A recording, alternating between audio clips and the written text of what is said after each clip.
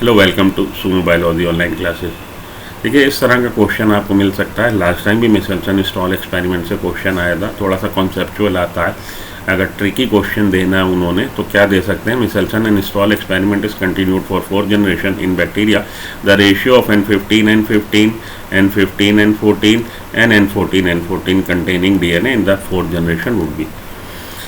तो देखिए, इसमें इन्होंने क्या किया था, मिसल्सन एंड स्टॉल ने पहले इकोलाई को ग्रो कराया। किस पे इन्होंने ग्रो कराया? नाइट्रोजन, हैवी नाइट्रोजन पे, N15 कंटेनिंग मीडियम पे। और जब पूरी तरह से N15 नाइट्रोजन 15 उसके DNA में आ गया, तब उन्होंने उठा के शिफ्ट कर दिया बैक्टीरिया को किस पे? नाइट्रोजन 14 लाइटर नाइट्रोजन वाले मीडियम पे। होगा क्या? Prior to cell division cell replicate DNA replication होगा।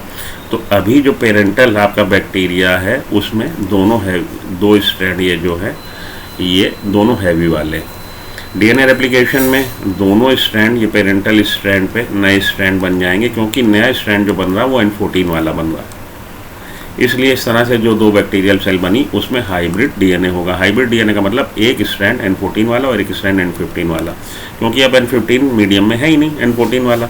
तो 100% हाइब्रिड बनेगा फर्स्ट जनरेशन में, 100% हाइब्रिड फर्स्ट जनरेशन में। हैवियर तो गायब ही हो गया, हैवियर वाला गायब हो गया। अब हैवियर वाले दो, ये जो डबल स्ट्रैंड था एक एक स्ट्रैंड आ गया है डॉटर सेल में, डॉटर के DNA में। ठीक है, तो हैवियर DNA तो नहीं, अब हाइब्रिड DNA 100% सेल्स में या 100% हैवी DNA है हमारा हाइब्रिड DNA। अगली जो आपकी सेल साइकिल होगी आफ्टर 20 मिनट्स, नेक्स्ट जनरेशन आ गई। अब क्या होगा, ये इन पे फिर से पेरेंटल स्ट्रैंड की तरह काम करेंगे, इन पे बन जाएंगे नए स्ट्रैंड। तो पहले तो ये आप इनको अलग अलग कर लीजिए और इन पे नए स्ट्रैंड बना लीजिए। ठीक है, तो होगा क्या, अब केवल दो स्ट्रैंड इनमें ऐसे थे, दो स्ट्रैंड ऐसे थे जो N15 वाले थे, वही N15 वाले चलते चले आ रहे हैं। इन चार में से दो में आपके N15 वाला एक है और N14 वाले एक एक हैं, और ये दोनों N14 वाले हैं। तो टोटल इन ऑल 4 जो आपके मॉलिक्यूल या 4 बैक्टीरियल सेल है, उसमें जो 4 DNA के मॉलिक्यूल हैं उसमें से दो में आपको हाइब्रिड DNA मिल रहा है और दो में आपको लाइटर DNA मिल रहा है। तो दूसरे शब्दों में हम कह सकते हैं कि 100% हाइब्रिड था, अब 50% हाइब्रिड हो गया और 50% आपका लाइटर हो गया। थर्ड जनरेशन में आ जाइए, उसके बाद हम लोग 4th जनरेशन में आ जाएंगे। तो थर्ड जनरेशन में अब ये 8 हो जाएंगे, लेकिन उन 8 में से केवल 2 पे आपके ऐसे हैं, 6 तो आपके लाइटर ही हैं, और दो जो आपके सिंगल स्ट्रैंड चलते चले आ रहे हैं हैवी वाले, वो 2 आखिरी तक बने रहेंगे। तो 8 में से 2 स्ट्रैंड जो हैं वो आपके कैसे हो गए? हाइब्रिड, और 6 स्ट्रैंड हो गए लाइटर।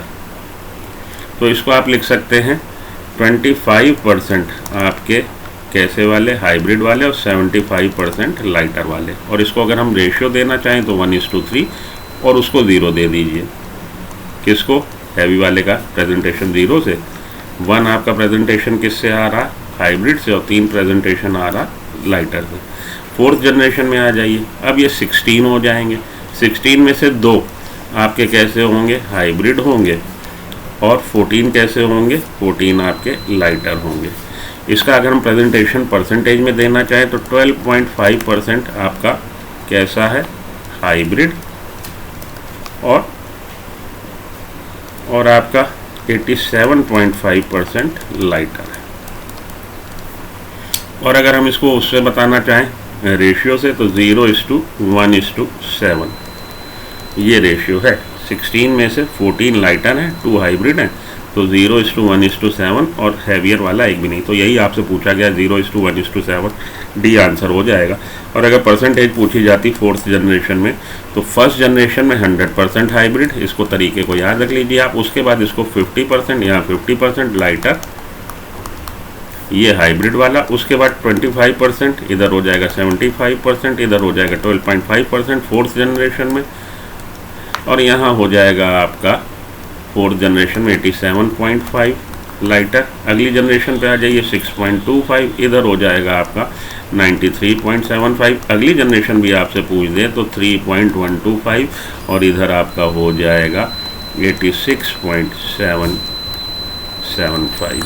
तो इतना तो और आगे चलना चाहें तो फिर से इसको आप करते चले जाइए, तो होगा क्या, ये कंटेंट कम होता चला जा रहा है, ये कंटेंट बढ़ता चला जा रहा है। 100, 50, 25, 12.5, 6.25, 3, यहीं तक वो पूछेगा, इससे ज़्यादा आपसे राम कहानी ना पूछी जाएगी।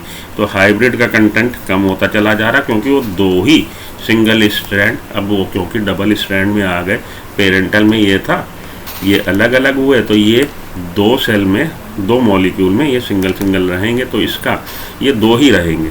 उधर पहले थे, पहली जनरेशन में बने 2 टोटल मॉलिक्यूल डीएनए के, फिर 4, फिर 8, फिर 16, फिर 32, फिर 64, उनमें से केवल 2 ही, 2 में से 2 100%, 4 में से 2 50%, 8 में से 2 25%, 16 में से 2 हमारा 12.5%, और उसके बाद 32 2। तो ये आपका ये चलता चला जा रहा है। ये आप कॉन्सेप्ट डेवलप कर लीजिए, इसको आप कर लीजिए, तो वहाँ कैलकुलेशन से आप बचेंगे और आप बहुत आसानी से क्वेश्चन इस तरह का आएगा, कराएंगे, आपका समय बचेगा।